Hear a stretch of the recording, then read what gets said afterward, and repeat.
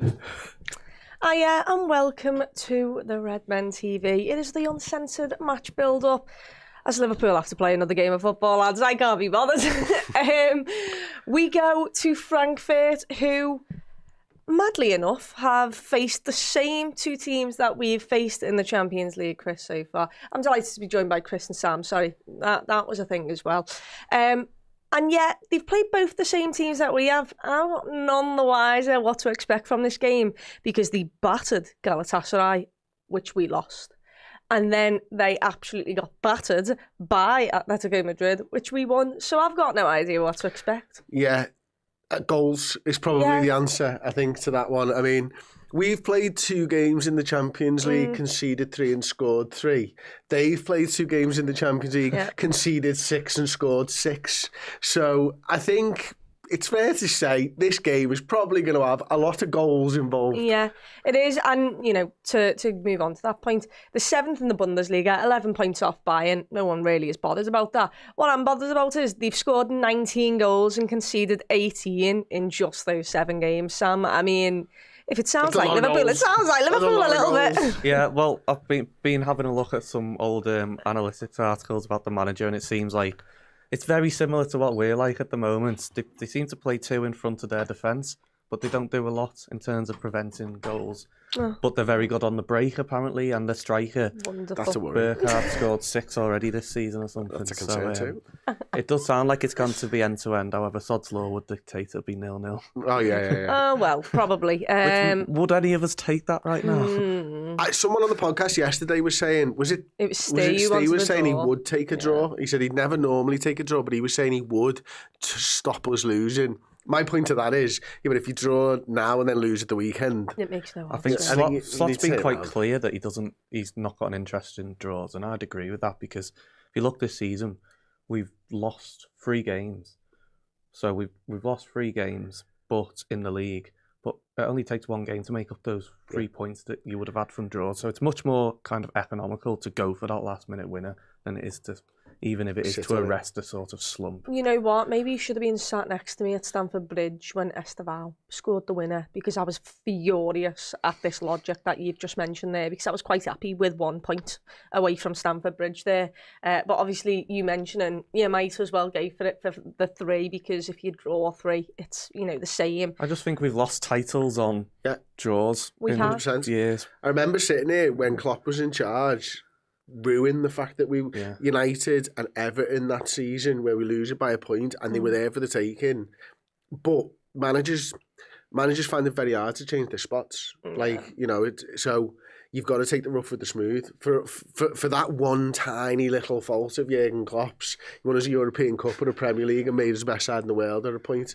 So we used to sit there and say otherwise. But I do like that Slot goes for it. What I don't like is that the team can't defend. I've got more of a problem with that at the moment. So do I. Maybe Frankfurt fans have the same problem as we do, you know, going into this game. What I will say is I expect them to be licking their lips with how Liverpool have been playing, Sam, with how much attacking quality they've got and the amount of goals they score. I reckon they're looking at Liverpool and going, there's so many vulnerabilities here. We can really get at them, especially at home. The only thing I would say is going the other way. Liverpool, can you please find a way to, you know, convert more of the chances that we do actually make? Well, they've put it this way. They've lost the lad who went to City last year. And Marmoush. And they've lost Ekitike. And they're still scoring goals. Plus they have Mo Dahoud, who's a good midfielder on the bench usually. And Goethe, who's obviously past his peak, but he's still got quality. Yeah. And I think he scored recently as well. So that shows you the quality they've got in attack. The fullbacks are also very attacking, which in one sense you could say, okay, then maybe that's a chance for Salah to kind of get some space in behind. But at the same time, in recent weeks, I mean, we've talked about it before, but Cucurella and a player at the weekend as well, both said they exploited the fullbacks. And with these attacking fullbacks that Frankfurt have got, they, as you say, they'll be licking their lips as well at that. Yeah, they will. There is some familiar faces from the entire Frankfurt players. Mario Goethe, like you said. I think, I can't say this lad's name. Jonathan Burkhardt is what I'm going to say it is. Their striker. Burkhardt, is it? Burkhardt, there we go. that sounds a bit better. He's absolutely on fire. Did not know that they had Batshuayi until I looked this morning, which, He doesn't get in the team either. Well, exactly. I think Wahi as well is a really good forward as well. I think he used to be in the French league. But, the left back plays for Belgium quite a fair bit. I don't want to say his name because it's me. Maybe you can say his name. Koch. Yeah, I remember him as well. So they do have some familiar faces, but let's be honest, we should be beating Frankfurt. Not right now in the form we're in, but Liverpool should be beating Eintracht Frankfurt, and they should be able to take the game out of their hands. But I am just a little concerned because the Liverpool of last season, who were in so much control and so measured with the ball, I'd say, yeah, we'll take the sting out of this game instantly. However, Liverpool right now, I'm just not sure we're that team anymore, which means I'm not sure we can take control of this game of football. Yeah, I mean, I think we can. I think we, absolutely can do that. Will we is a different question. The form that we're in right now is not great. I think we can at points dominate the game, but it's those points when we lose the football where we're just at our absolute weakest. And if they are, very good on the counter-attack, if they do look to sort of exploit our weaknesses, and if it's one of their strengths, then it's going to be difficult for us. I think the manager needs to earn his money this week in terms of the tactics side of things, because I think probably over the last couple of weeks, I don't think the tactics have been spot on. I think with teams coming out, like Sam says, and saying, this is a weakness, we attack this, you've got to arrest that slide. You've got to be able to stop that weakness happening game in, game out, because teams will just continue to do it. They need to find another way to beat Liverpool. You need to make it difficult for them. Does that mean a change at fullback? Maybe. I don't know. Yeah. Let the manager work that out. Does that mean a change in the structure of the midfield? That's where I would probably look at it and go, well, last season, the structure of the midfield didn't or allowed for Szoboszlai or somebody else to help them out. That structure doesn't seem to be there this season. Even when he plays Szoboszlai, McAllister and Ryan Gravenberch together, they're not playing for me in the same way that they played last season, which is allowing that space against the fullbacks and the double teams and everything else. So you've got to shit or get off the pot. You either have to, for me, integrate Vert fully into this side and play through him and get the advantages of that and bring him up to speed, or you have to go, right, we're going to be a little bit more conservative, we're going to be a little bit more pragmatic, we're going to play a little bit more like last season and see if we can beat teams that way. But the manager needs to decide which way he's going for me. Yeah, he does. I'm just going to read out the scores from Frankfurt games here because this is mental. They won 5-0 against Engers. Then they won 4-1 against Werder Bremen, 3-1 against Hoffenheim, 3-1 loss against Leverkusen, 5-1 win against Galatasaray, 4-3 Union Berlin beat them, 6-4 they beat Mönchengladbach, they lost 5-1 to Atleti, they lost 3-0 to Bayern, then it was a 2-2 at the weekend. I mean, look, goals. They score so many goals. And I mean, I don't know how many of these are from set pieces, but I'm assuming, a lot of them are open play with the amount that they're scoring. How concerned are you about their front line? Because, I mean, once again, I look at their front line and the way they lined up. And like I said, I don't actually, I've heard of some of them, but they're not known players to me. And maybe that's just because I don't watch the Bundesliga. But for a side that scores so many goals, I'd have thought in my head that I'd have known their strikers, or their strikers would be more knowledgeable to me. But the two that were knowledgeable don't play for them anymore, and they're still scoring like this. That's true, but maybe 18 months ago we might not have known the names of Ekatike and Marmoush. And obviously they had their breakout season, or kind of 6 months at the start of last season, and they've both proved their quality. So just because you've not heard of these players doesn't necessarily mean they're not quality. However, maybe it's kind of English ignorance, but I wouldn't be necessarily worried about the players' quality individually. I'd be more worried about how exposed we are when we lose the ball, because that's been our issue. We've not really had much of an opportunity to see how Liverpool react under the cosh, and we never really do, because it's quite rare that we're sat behind the ball. So I'd be more interested to see, when we do lose the ball, how many midfielders are behind the ball already, because if we look at the weekend, there was that screenshot that went round of of the match where I think Gravenberch's the only midfielder within like the entire middle third of the pitch, and Szoboszlai and McAllister have both almost pushed up onto the back line, playing in a strange kind of half space, which McAllister probably shouldn't be doing. It's more something you'd expect from Wirtz. So I'd be more worried about the setup of us allowing them to flourish than their individual quality man on man. It does look like at the moment, doesn't it, Sam, that like the way that the midfield is playing, we need a proper destroyer in there. Gravenberch has been absolutely exceptional, but you can't ask a player of his qualities to do the work of a destroyer or two destroyers. I don't know if having one, if you put Caicedo in that midfield at the moment, I don't think it changes lots, to be honest, because it's just completely exposed all the time, and it's something that going back to the first game of the season, I remember Slot and Carragher talking about it on Sky Sports after the match. And I mean, obviously, whatever the manager says on camera isn't necessarily what he's actually thinking behind the scenes.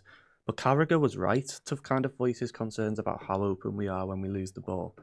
And I mean, it's okay, it's different when we're going for the game and there's 5 minutes left and you've got 7 attackers on the pitch or whatever.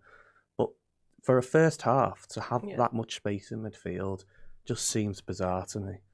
I can't wait for this game for the main reason of it might be absolutely ludicrous scorelines. I hope that Liverpool are on the positive end of that, but also I just don't know what to expect from them.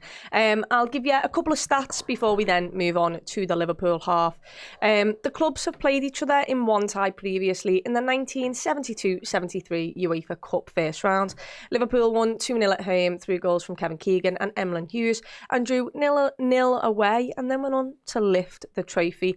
What I will say about Frankfurt is they've not had great form at home in this season, but they've actually only lost 2 of their last 14 home fixtures in the group stage league phase of European competitions. And now, my favourite stat. Wait, so European competitions? Yeah. So it could be any, really. Okay. But, you know. Just checking. They were in the Champions League last year, right? Yeah. To start with. Eintracht have played 10 games this season. How many goals do you reckon have been produced in those 10 games? Well, we know there's 6 and 19, so 25 there. They've played 2 and 7, is it? So there's 9. Okay, so extrapolate that. It's like 27. 27 goals in 10 games. What are you going for? What's your guess? That's not the quiz question. I'll give you the quiz question. Scored for both teams? Yes. Oh. I'm going both teams. 50. Oh, 50. 27-4. Yeah. And 25 against 52. 54 goals have been produced. They've scored 30 and they've conceded 24 in just 10 games. So you're right to have it on the main channel then. Yeah. Do you see why I'm a little excited? So what are we looking at here? 5.4 goals a game. That can't be right. That can't be right. Believe that's like me. 2013-14 Liverpool. It's incredible, that, isn't it? 54 goals. 54 in goals. 10 games. And you know what is the funniest thing? Is Liverpool put this stat in their like stats ahead of the game. So like, please mention it, Liverpool, in the dressing room. Like, just help yourselves out a bit. We might need to score 3 or 4 here to win the game. Yes, which is, you know. So we're going to start with 4 forwards. Well, we got all our hits to post and all the chances missed on at the weekend, so they should all be flying in on Wednesday. Right, we are going to get on to Liverpool. Before we do, and before we get to the break, I'll leave you with this quiz question. When did Liverpool last lose to a German side? Enjoy the break. Hey everyone, at the end of October we are going to be giving away this signed Liverpool shirt, and it is not just signed by one LFC legend, it is signed by 5 of them. You've got women's superstar sensation Natasha Dowie, you've got Sammy Lee, you've got Gary McAllister, you've got Bruce Grobbelaar, and you've got goal scoring machine John Aldridge's signature on this shirt. If you want to win it, simply head to redmenplus.com, become a legend tier subscriber, get all of our amazing content in both video and podcast forms, and loads of extra perks and bonuses as well, including this shirt. It was signed at our end of season party, and by the way, Jags from the Ragamuffins, he signed it too, and if you want, or if you don't, whatever, some of the Redmen TV crew can sign it for you as well. It is a truly unique prize. redmenplus.com, become a legend by the end of October and you'll be in the prize draw. Good luck. Yes, welcome back to, sign up over to MN Plus. You get all of this ad-free, all of our other content as well, including the deep dive, which is pretty boss and is being put out later. Did you get it correct? I looked at the league table, and as soon as I looked at the league table, I was like, I think I know what the answer is. Okay. But what I was saying was sign up, yeah, do that. And you also get to be put in the prizes, which are boss every single month. I'll go to you, Sam, then, because you think you got it first. When did Liverpool last lose to a German side in the competitions? It's somewhat of a guess by process of elimination, but was it Leverkusen in 2004-05 group stage? Okay, so it was by a Leverkusen, but it was actually in 2002. Oh, wow. So Liverpool are unbeaten in their last 14 matches with German sides. They've won 11 and they've drawn 3. They lost 4-2 at Bayer Leverkusen in 2002. That's a long time ago. I was 1, so, yeah. You know. I was in my prime. Much to unpack there. I think there. me and Chloe were learning to walk. So. Yeah. So, you know, fair play. I didn't get that. If any one of you did, fair play. I mean, someone put Bayer Leverkusen 2001, but, you know, what's the difference between 2001 and 2002 when you're only a year old for me? Do you know what I mean? When you were in your prime, what are we talking? I was 20 when that game happened. Well, you know. Would you like to go back or...? Nah. No, quite happy with where you are. Yeah. I like that. Anyway, let's get on to Liverpool then. Liverpool because are much better now. Yes, it's very true. Although we did win a treble in 2001. We did. It was a fantastic season. I was born for maybe one of those. I was born right in the middle of them. Anyway, Liverpool team news. The press conference is tonight, as we all know, so we won't have a full update on Ryan Gravenberch. I think for our teams in a minute, we'll probably do if he's available and if he's not available, what we would do and see if that changes anything. But Chris, I'm going to come to you because I would be making changes. And when I say changes, Liverpool have 7 or 8 players who aren't in form, but they have 3 players who right now in my head are in form and deserve to start this game of football. I would be starting them. You don't have to tell me who you'd change, but would you make changes from the last 2 starting 11s that have been the same? Yeah, absolutely. I think you absolutely have to. I think. So you don't want me to name the players? Not right now, because we'll have in-deep discussions about them. Okay, and then yes, Liverpool have to make changes. They just have to do it. I mean, there are players there who've come in off the bench who deserve a start in my mind, and there are players that have been playing who probably need to take a little bit of a rest. Yeah. We will get into the lineup then. Mamardashvili is obviously the only goalkeeper available really for us. So he starts. I'm going to come to you for the right back because I think Conor Bradley at times has been playing football as if he's never known what a footy is in his entire life. That's a bit harsh. I think it might be harsh, but it's still. I think he's been better than our other right back. Which one? There's about 3. Frimpong, if you can call him a right back. Right, there we go. So are you sticking with Conor Bradley then? So there's 2 kind of trains of thought Slot might go through with this. Because we've got Palace in the League Cup next week, and although they're a Premier League team, he may decide to kind of just stick through these 3 games and then say to the first team I don't again, like the sound of that. You've got a week off next week. I personally disagree with that. I think we need to make a couple of changes. Because there are players sitting there on the bench now, as you say, thinking, what have I got to do to get into this team? Ekatike for one. Probably Chiesa, you could add to that as well. Yep. He's got the best kind of goals per game ratio this season by a long way. So I'd be making changes. However, I don't think it's as straightforward as that for Slot necessarily. I mean, it's mad to say. I wouldn't be just looking at changing one fullback. I'd be looking at changing both of them. Robertson's got to come in, hasn't he? Yeah, Robertson has to start. I mean, I don't know whether he will because he seems to really like Milos Kerkez. But if I was harsh on, Conor Bradley then for a second, no one wants to know my thoughts on Milos Kerkez with the football. I think if we stick to the right back for a second, Conor Bradley is probably a safer option. Yeah. Right now. Jeremy Frimpong, I'm not sure in the form that we're in right now, you want to be introducing Jeremy Frimpong, but I just do not, and I've said this on the podcast, I don't see Szoboszlai as a right back. I think it's a waste of time us playing him there.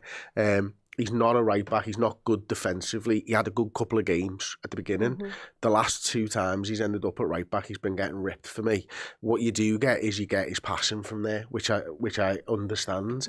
But I just don't think that that's the plan. And I also think Szoboszlai's in too good a form and is too good a midfielder to take him out of there. Yeah. You know, for me, he should be one of the first names on the team sheet in midfield. So drop the right-back thing. You have to find, you know, if you can get a tune out of Conor Bradley or Jeremy Frimpong. The trust doesn't look like it's there right now with Jeremy Frimpong, but he's not had loads of opportunities either. At least he has got recovery pace. Like, that is something that he does possess. And I think, you know, Bradley, I don't think he's been anywhere near as good as he was last season. I'm not sure everything ahead of him's playing quite the same way either. For me, you just need to make a decision between Conor Bradley and Jeremy Frimpong. And maybe that is Frimpong in this one, Bradley at the weekend, Frimpong in the cup, whatever. Try and find a little bit of form with them too. Can I give you a stat and ask you if this changes your minds with Conor Bradley? Conor Bradley will miss match day 4 against Real Madrid at Anfield next month if he is booked in this game of football. Does that change anyone's minds? Because we know the amount of times our fullbacks have been picking up yellow cards, and that also leads to Slot then taking them off usually. Is a walking yellow card at the moment, Conor Bradley? I don't think it changes my mind, because I think I'd rather Frimpong be thrown in at home than away, even if it is Real Madrid. As much as I'd love to see Bradley on the pitch against Real Madrid for obvious reasons, I just think throwing Frimpong in away at Frankfurt when they've got such attacking fullbacks and they're going to be so attacking, it leaves you massively exposed. I mean, we might already be exposed because of how we're playing, but I think Bradley's the kind of player as well who needs a run of games to look good. He's been in and out. Injuries didn't help him last season. Obviously, Trent was still there too. The start of this season, he picked up another injury. I think you just need to give him a run of games and he'll look... If the team starts to play better, he'll start to look a lot better. But I like his fight as well. Even when he's not playing that well, he's always willing to take the ball and run with it. Yeah. JD actually has put Frimpong has experience of the German league, so that's a tick in his favour for me. I didn't even think of that for some reason. That didn't even go through my mind. So that's a great point, and I actually think that might help. Put all the German lads who played in the German league in there, get, you know, Florian Wirtz in there, get Ekatike in there at this moment. Hopefully they have, you know, a better understanding of this Frankfurt team, and also, you know the speed of the game, which is a tad slower than obviously the Premier League that we're in now. Robbo, is that a dead set for both of you? Has to come in, has to start. And then my second point to that would be, if he does start, what happens at the weekend? Because it's Brentford and they will try and target the same areas. Like, does any of this have a knock-on effect because Robertson might not have the legs to play 2 games a week? I don't. Or are you not even thinking about that? I just don't think it fucking matters. Like, I don't think we should be thinking about whether Conor Bradley picks up a yellow card because we're scared of a game down the line. I don't think we should think about Andy Robertson. He should play until he's told by the fitness staff that he can't play anymore. Do you know what I mean? It's not like he's been playing excessive amounts of football already this season, is it? He plays every time he goes away with Scotland, which but he does not look good for Scotland. No, but either. It's a benefit for us at least that he's getting minutes. Yeah, I guess so. I just would. He's a much safer option for me. Yeah, he's a much safer option right now than Milos Kerkez. For a start, when you take a throw in, you're probably going to keep the ball. Well, you take. I think his passing's better on the ball. He's better right now. Defensively, I don't think there's too much in it. I'd be really concerned. More concerned. Sorry, if you're coming up against the fast side like Mbeumo at the weekend was probably the first time I've thought this season I actually probably would start Kerkez because Mbeumo's so good. Mbeumo didn't even play anywhere near Kerkez for the most part. He played off Virgil van Dijk in that first half, certainly. So for me, I think Virgil van Dijk will be more comfortable alongside Andrew Robertson as well. So that's another tick for him. And I've been saying it all season, I just think the shirt was handed over too quickly to Kerkez. Earn it by all means. No problem with that. You are the future left back of Liverpool Football Club. But earn it. Make sure you fucking have to work for that shirt. And what did Robertson really do to lose it?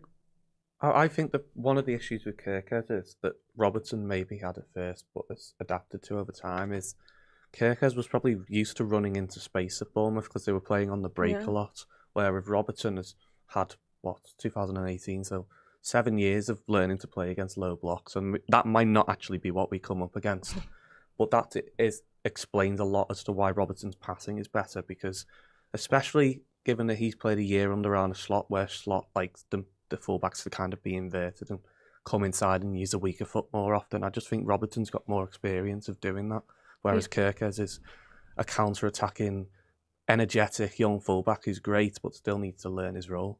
Yeah, he does. I think that's clear to see. Centre-backs were obviously leaving because the only other option is Joe Gomez, and no one can really put so much trust on him and his injury record, not anything else. The midfield is interesting for me because, Chris, I would have Maka nowhere near the starting 11. I'd love to see Curtis Jones start, and like you mentioned earlier, if Gravenberch is not fit to play, I would be playing a 2 of Sobbo and Kurt with Florian Wirtz ahead of them. Yeah, I think that's probably the midfield that I go for as well, to be honest with you. I think Curtis Jones might be the midfielder in the best form, apart from Dominic Szoboszlai. Admittedly, nowhere near as many minutes as the others. Gravenberch, obviously, that ankle injury may be a doubt for the game anyway, so you're probably wanting to rest him because you don't want to aggravate that in any way, shape or form. He's too important for the long term for Liverpool. So Curtis Jones comes in. Szoboszlai and Jones feels like... I just wonder, actually, whether, sometimes you're forced into a decision and sometimes it works. Yeah, you stumble upon something. I think we saw Jones and Szoboszlai. I know it's pre-season, but I think we saw Jones and Szoboszlai in pre-season and they complemented each other quite nicely. I feel like they will do. And I do wonder whether that might give us a good basis for being able to play Florian Wirtz in the way that he probably wants to play. Because they're both good at keeping the football. They're both, energetic midfielders. They'll both jump and help with the press. They'll both help the fullbacks. And that might just give Wirtz a little bit more space. And you never know, the manager might stumble upon something this Jones week. And Wirtz seem to have a good relationship at the weekend as well when they came on. Again, it's a small sample size, but they seem to have a bit more... There's only the 2 of them in midfield. Well, yeah. They seem to have you have a choice, get on or don't. They just seem to be a bit more... joined up thinking between them rather than... I mean, I love McAllister, but it wasn't even that he played badly at the weekend. He just was anonymous completely. I think he needs an extended kind of period out the side, to be honest, because we can't keep thinking, it's going to be this game he comes back, this game he comes back, because he's clearly not at the moment, and he's just... As much as we can blame the system and the setup, he's nowhere to be seen anyway, so you're already a man down in midfield. He's treading water in the midfield, isn't he? Exactly, yeah. I mean, with his polo cap on, he very much is in the water, yeah. Right, moving on to the forwards then. That was very good. Thank you. Thanks so much. The forwards, Chris is having his moment. Sam, I'll come to you. Chiesa and Ekitike just have to start. I don't know what else Chiesa has to do to get a start. Never mind Chiesa. I've got no idea what Ekitike has to do to get a start. Look, I love Alexander Isak, and I know he's going to be Liverpool's number 9 in the future, but he does not look 100% fit, and I don't think Slot helped him out by saying he was 100% fit the other day. No need for that is uncalled for. There was absolutely no need for that. Saying after the game if he scores. Yeah. He's 100% fit now, that's what you can expect. Slot basically said, we can judge him properly now. I'm like, don't be saying that. I know. He still just doesn't look that fit to me. Like, he still looks like... I mean, first of all, at times we don't really see him in the game. Look, his big moments, a scuff shot against Manchester United the other day, and then the one where he probably should bury it, where Konate does a lovely ball in behind. But aside from that, I don't see much of Alexander Isak. And Ekitike comes on, and I instantly see more of Ekitike. And maybe that was the 4-2-4 formation. Yeah, the game's stretched. The game's stretched, all of those things. Yeah, I think that's more down to Isak, us learning to play with more of a number 9, whereas Ekitike came on and although he played up front with Isak at first, he was more on the left, which you're going to get more time and you've got space to drive into. A bit like, I think that's why Gakpo was our most influential attacker as well, because it was a position where he had the most time on the ball, not necessarily because he played exceptionally well. Yeah. What would you do then? Because for me, these two have to start, and that is sadly Mo Salah out of the team. Would you be keeping Gakpo in? I mean, would you be keeping Alexander Isak and Gakpo? Would you make any changes at all? I'm saying I want 2 changes, and I'm not really bothered who comes out for Ekitike. Because I would be quite excited to see Ekitike alongside Alexander Isak coming in off the left. However, do I think he's shown better stuff up top? Yeah, absolutely. So if Alexander Isak's the sub and Gakpo stays on, I'm fine with that. But for me, I think Mo Salah has to stop playing football games right now just to try and lit a fire under his arse on. I think, to be honest, he would have already stopped if we didn't have such an issue on the right wing, because Chiesa, I think I'd prefer him off the left. I know he's played off the right in his career, but he's clearly not got the kind of acceleration that he used to do when he was younger. And I think that's why Slot has resisted so much. But we're at the point now where Salah just needs to come out the team.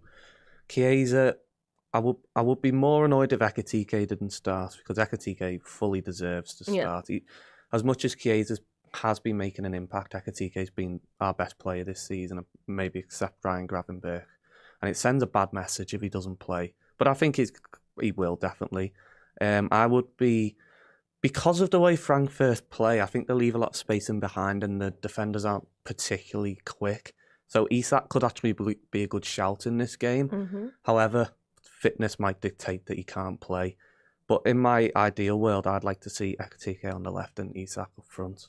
I wouldn't be against that. I know you're a fan of Chiesa more centrally. But at this point... For the reasons that Sam mentioned, I just don't think he's a sort of explosive winger anymore. I agree. I'm just sick and tired of seeing... Salah play ball. Do you know, this is a bit of a random shout. I'm not saying I'm fully in on it, but Frimpong might be an opportunity. Might get an opportunity here. We saw him against Galatasaray at right wing. I think that was the plan at the start of the season, to use him there more at right wing. It's just when he's against Southampton in the League Cup, and when he came on at right wing, he forgot how to kick a football, and that's put me right off. One of the things that I like about it, especially if you are putting Florian Wirtz back into the side, is their understanding. You'll give him Florian Wirtz someone that he understands where he's going to be. So, and if you're saying that those fullbacks are slow and they do push up, then more the centre backs. All right, okay. But either way, I think, if Florian Wirtz picks the ball up and knows where Frimpong's going to be headed to, I think that's an easier option for him potentially. The one thing I don't like about it is he's a bit of a one-trick pony over there.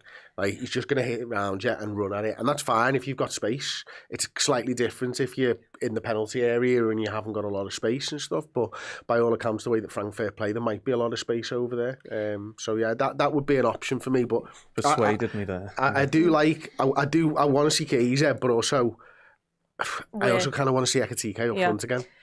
Someone has put in the chat, Shalia says, Salah has lost his pace as well, so it doesn't really matter if you replace Salah with the likes of, Chiesa, and he's lost a couple of yards, because I've not seen a couple of yards from Salah either, to be honest.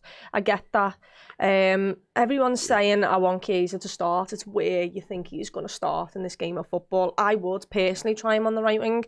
I mean, there's a lad we've not mentioned who was included in this squad over Chiesa, and that's Rio. But the problem you have is it's still the hole on the right-hand side. Gakpo isn't in the best of form, but he's not the worst of the front three right now. And if Ekitike can play there, you're going to choose Ekitike over Rio right now. It's a little mad to think of what we could do. A lot of people saying you could pick Dom, right wing. Are you having that, Chris? Listen, I've been told that he did it. I've been told that he did it. It's more of an issue with the squad as a whole for a wider discussion, isn't it? That I think we'll probably be fixed in the transfer market next season, and the club didn't expect Salah to drop off so quickly. I mean, he might come back and have a great second half of the season, but Salah's form has really kind of scuppered our squad and made it very lopsided. Yeah. At the very least, I think putting someone over there who will defend will make us better, because you could put Jeremy Frimpong there and you could have absolutely no output, but if he gets back and he defends, then the team is going to be in a better place, unfortunately. And you might only need one goal to win a game of football like that, where what we're doing now, you have to score 3 or 4 to win games of football. So let's run through the team. Mamardashvili. Frankfurt as well, so we might have to score 3 or 4. Yeah. That's a problem. Mamardashvili in goal. We all settled on Bradley. Bradley at right back. 2 centre-halves stay the same, Ibu and Verge. Left back, we've got Robbo coming in. We got a midfield. Are we all happy with Dom and Kurt with Florian Wirtz ahead? And then here's where I want to hit. You want Ekitike on the left with Isak up front? Yeah, we'll go with that. What do you want? I think it sounds fantastic. And who are we playing on the right? Does Mo Salah keep his place? If it were me managing, no. But I have a feeling that he will. And then he won't play against Palace next week. But he wasn't scared to do it against Galatasaray. He did play Frimpong against Galatasaray. Well, we're in the situation now where this game, we've kind of been a bit flippant with the league phase games, because last season. We won the first match, which helps. And then last season, it was a walk in the park for us. Whereas we're at the point now where we lose this one, it's like, where do we go from there? Because suddenly we'll still qualify, but we might not be getting that top 8 spot. Yeah. Now, having said that, playing Salah doesn't necessarily mean we're more likely to win at the moment, so... And he's a decision, 50-50. I think he's going to play him, but I don't think he should. Who would you play instead? Would you play Frimpong or Chiesa? Frimpong, yeah. Would you pick Frimpong or Chiesa on the right? Oh, my head says Frimpong, but because I think you've got to play Chiesa, because what kind of message does it send? Yeah, you're right. Okay, I'll go with Chiesa as well. So Chiesa, Ekitike and Alexander Isak up front sounds a bit of fun to me. It does sound fun. It does. The Reds are only 1 goal away from totalling 300 as the away team in all European fixtures. I mean, it would be the game to do it. Something. It is. Arne Slot has won all 4 of his previous games as a coach against the German opponents versus Union Berlin twice, Bayer Leverkusen and RB Leipzig last season. So there's a little bit of positivity, guys. A little bit of positivity. I'm going to come to your score predictions in a minute, and to you guys in the comment section, get your score predictions in below. We are just going to take a quick look at the UCL games that are going on that don't involve Liverpool. Barcelona Olympiacos, no. Oh my God, how is this a Champions League game? Karat be Paphos. Yeah. Maybe that's really rude of me, but like, no, it's wow. Is it? That's Champions League, that. Kazakhstan and Cyprus. Yeah, right? So. Wow. Yeah. Newcastle Benfica, I'm not against that. Newcastle are well up for this, by the way. I know a few people go in, and this is their biggest game of the season so far. Then they've got PSV v Napoli, Leverkusen PSG. If Leverkusen had Xabi Alonso, it might have been interesting, but right now it's not. Have they got a replacement for Ten Hag? Yes. I don't know, actually. I've not checked. Just in Bundesliga. Forgot that he even was a thing. Union Saint-Gilloise face Inter, Copenhagen, Dortmund, Villarreal, Manchester City, and Arsenal v Atletico Madrid, which, if I was you, I'd probably watch paint dry instead. Have you heard the story about there was no hot water at the Emirates last night, and Atletico weren't happy because they had to go back to the hotel and shower instead of shower at the Emirates? Oh, didums. I know. So that could be an interesting... It'd make it even more tasty than it was already. I bet it's working fine when they come to water the grass, though. Yeah, of course. And then tomorrow, Chelsea face Ajax, Athletic Club, Karabakh, Galatasaray, Bodo Glimt. Jesus Christ. Sorry, can I just ask, why were we watering the grass on Sunday at because half-time? It had been absolutely pissing it down. I've got no idea. No idea. Just came back to me. No idea. I remember everyone going... You know, it's been raining for 45, don't they? And then they were just putting sprinklers everywhere. Yeah. Very strange. It was like they were trying to waterlog the pit. It might have helped us, actually, to be fair. Might have helped us. Stop their counter-attacks if we can. That's what we were trying to do with that. Sport in Marseille might tickle your fancy. Real Madrid, Juve, Monaco, Spurs, Atalanta, Slavia, Praha, Eintracht Frankfurt v Liverpool, obviously, and Bayern v Club Brugge. I'd be into Sport in Marseille and Real Madrid, Juve if it wasn't on the same night as Liverpool, which is just really, really annoying. Anyway, let's get to your guys' predictions.